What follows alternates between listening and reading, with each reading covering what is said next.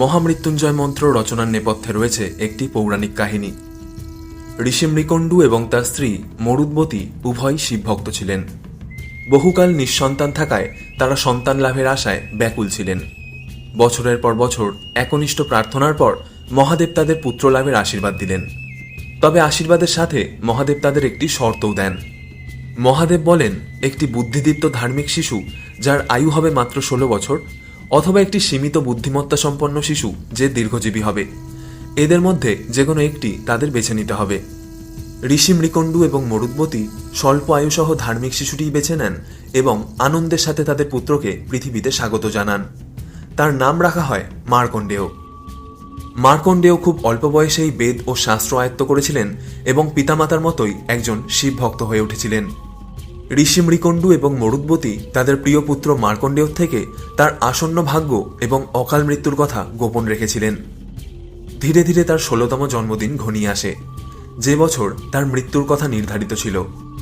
অনেক কষ্ট নিয়ে পিতা মৃকণ্ডু তাকে তার আসন্ন ভাগ্যের কথা জানিয়ে বলেন, পুত্র, শিবের শরণ নাও, তিনিই তোমায় রক্ষা করবেন। তখনই মার্কণ্ডেয় ভগবান শিবের উদ্দেশ্যে কঠোর তপস্যা শুরু করেন। তার হৃদয় থেকে প্রবাহিত হয় মহাশক্তিশালী মহামৃত্যুঞ্জয় মন্ত্র। এরপর তার নির্ধারিত মৃত্যুর দিনে যখন মার্কণ্ডেয় শিবলিঙ্গের সামনে ধ্যানে বিরাজমান, যমদূতরা তার প্রাণ হরণ করতে আসে। কিন্তু মার্কণ্ডেয়র অটল শিবভক্তির প্রভাবে যমদূতরা কিছুতেই তার জীবাত্মাকে তার দেহ থেকে আলাদা করতে পারে না। অতঃপর যমরাজ ক্রুদ্ধ হয়ে স্বয়ং আসেন তার প্রাণ হরণ করতে।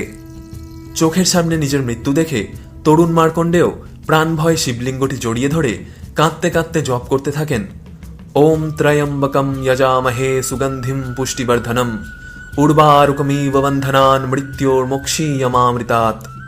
অন্যদিকে যমরাজ তার যমপাস দিয়ে মার্কণ্ডেয়র জীবাত্মাকে তার শরীর থেকে আলাদা করার চেষ্টা করেন।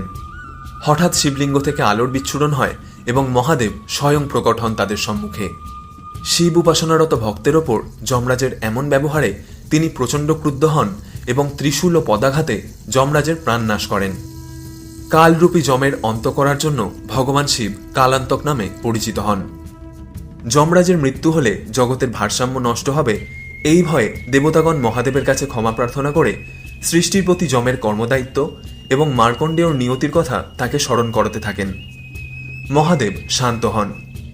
এরপর তিনি যমরাজকে পুনরুজ্জীবিত করেন এবং মার্কণ্ডেয়র ভক্তিতে প্রসন্ন হয়ে তাকে অমরত্বের বরদান প্রদান করেন।